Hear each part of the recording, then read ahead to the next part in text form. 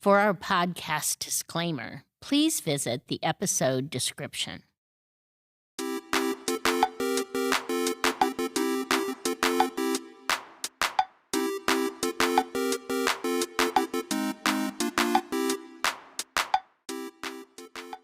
Thanks for listening to What the Heck is Happening in HR. Today, we're going to talk about feedback and delivering feedback. And each of us, whether we're a manager or a leader or delivering a performance review, we must deliver feedback at some point. And so let's chat about it and let's talk about some of the best practices. First thing is timeliness. I do a lot of rescues with bully breeds because they're just wonderful. They just are so mistreated. They're so misinterpreted as to who they are. And yet they were originally known as the America's babysitter because they were so loyal to the kids they watched. They would protect them, but at the same time, they would just let the kids run all over them. So there's a reason why, Petey was Petey because he was a bully breed because he was so wonderful. But what happens when people get pets, whether they're a designer brand or they're a rescue, which is my favorite breed, is that we come home, they've torn something apart, and we start yelling at them. Well, they have no idea what they did wrong. And you're saying, oh, Kelly, you could see their face. Well, their face is because you're yelling at them. So we need to be timely. So if they are ripping something up right then you take it and you say, no, and you show them. You give them that feedback immediately. Now, you might go, Kelly, you're comparing my employees to bully breeds. Well, yeah, sometimes. My point is be timely. And if it helps you remember that with a dog example, then I've done my job here. But we do want to make sure that you deliver it timely, whether it is positive or whether it is more constructive. So when you do deliver that feedback, you want to be specific. You want to be able to say, not that, boy, you handled that client great yesterday. Boy, you really were able to settle that employee down yesterday. If you share that with your employee, they may think, wow, they were happy with the words I used. Maybe you weren't. Maybe you were more happy with the time they spent. Maybe you were more happy that they used the employee's name. Maybe the fact that they slowed the tone to help diffuse the situation. Perhaps it was that you promised to follow up. So you're not sharing the specifics as to why you thought that was a good experience. So you need to be timely, but you need to be specific. The same thing is true if you're delivering more constructive feedback. You're saying, I need you to do this. Constructive feedback is what will help someone improve. So I need to schedule a little bit more time in your ability to do this presentation because I want you to look at it from the board's point of view. I want you to look at it from your employee benefit meetings point of view so that because you know so much about benefits, that you might be using terms or words that the average employee is not going to know. So you want to help them improve. So let's build in some time in your schedule and then let's look at it. Maybe we'll even pull a couple employees, or perhaps you want to use part of the staff meeting and get some feedback from everybody. It's a way to help them improve. You also want to deliver I statements. So an I statement is something when you're focusing on what you've experienced about it, and it helps give feedback that doesn't look like a blame game.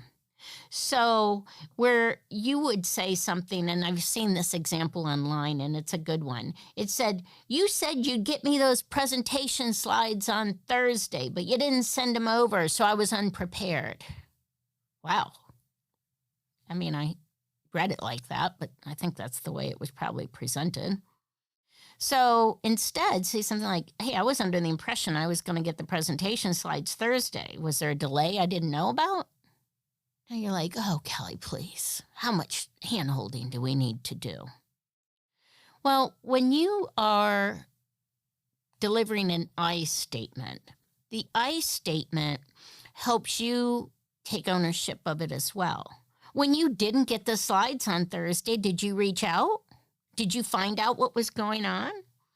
Was there some catastrophe that happened that they really couldn't do it and you don't know? Or is it they just got pulled into another priority? So an I statement says, hey, I'm taking some accountability of it as well. It's more collaborative. You also want to be able to deliver not a litany of things, but rather some basic things. You know, the presentation that you delivered to the board was great. And I think perhaps being shorter would be the only improvement I could see to make it next time. That's it. That's it. And you've learned through previous podcasts to not use the sandwich. You're not going to tell them something good, something bad, and something good. You're not doing that because it really doesn't help. It's science proven. Sometimes we only say feedback when we are looking for improvement. You want to be able to say something positive. Whenever you can deliver positive reinforcement in the way the person wants to hear it, all the better. If you're going to say, well, I want them to get the award, and that award I'm going to make sure is announced at the staff meeting, but maybe that person's pretty private, doesn't really want that out there, doesn't want everyone knowing that, you know, they're getting $500 because they were picked as employee of the quarter, which will be a whole nother podcast someday when I talk about those. But maybe they're getting that, but they don't want to be hit up by everybody going, oh, guess you're buying lunch. Yeah, it's all on you now. Maybe they just want to get it alone. So when we deliver feedback and it's positive, we also want to do it privately if that's what the person prefers. We want to deliver feedback, especially if it's constructive, in a positive manner, and deliver it to them privately. There is also the great verbal eraser, the word but. That was a great presentation, but employees don't hear anything you've said before that but. So you have really been amazing this summer, but I can't approve your vacation because we have 4 other people taking that time off at the holidays. You also want to be sure you're speaking with them as much as you can live, or at least be aware of your nonverbal communication. This is not the time for texting. This is not the time to put it in an email.